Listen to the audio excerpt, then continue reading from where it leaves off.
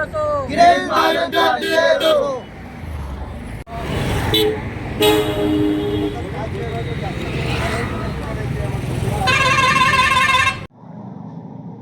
काल 26 जानेवारी प्रजासत्ताक दिनानिमित्त संपूर्ण देशामध्ये हा दिवस आपल्या भारतीयांनी हा दिवस चांगल्या मोठ्या थाटामाटामध्ये पार पाडला आणि साजरासुद्धा केला.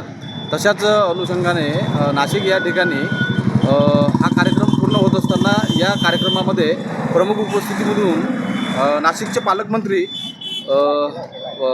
गिरीश महाजन हे सुद्धा उपस्थित होते आणि यांनी यांच्या भाषणामध्ये कुठेच बाबासाहेबांचा उल्लेख केला नाही.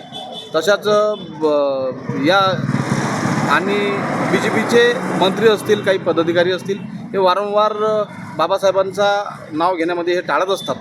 तर गिरीश महाजन यांचं जे भाषण चालू असताना हे ज्यावेळेस नाव थांबवलं गेलं, त्यांचं नाव घेतलं नाही गेलं, म्हणून त्या ठिकाणी उपस्थित असलेल्या वन विभागाच्या ज्या पवार मॅडम होत्या, यांनी या गोष्टीचा तिथं विरोध केला आणि त्यांनाच तिथं सरकारने, पोलीस प्रशासनाने त्यांना ताब्यात घेतले आणि अशा प्रकारे ही जी आधुनिक मनुस्मृती लादण्याचा हा जो एक या ठिकाणी BJP सरकारचा जो एक प्रयत्न चालू आहे, त्याला आमचा वंचित बहुजन आघाडीचा हा कायम विरोध असणार आहे. आज काय विरोध आणि तो कालच्या कार्यक्रमाच्या याच्यामध्ये अगेन्स्टमध्येच आम्ही आज पूर्ण महाराष्ट्रामध्ये वंचित बहुजन आघाडीचे या घटनेचा आम्ही निषेध या ठिकाणी व्यक्त करत आहोत. काय मागणी आहे?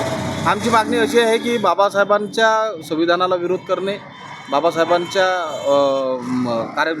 बाबासाहेबांच्या कर्तव्याला विरोध करणे, म्हणजेच बाबासाहेब हे राष्ट्रपुरुष आहेत म्हणून बाबासाहेबांचा विरोध करणे याचा अर्थ असा आहे की तो देशद्रोह आहे.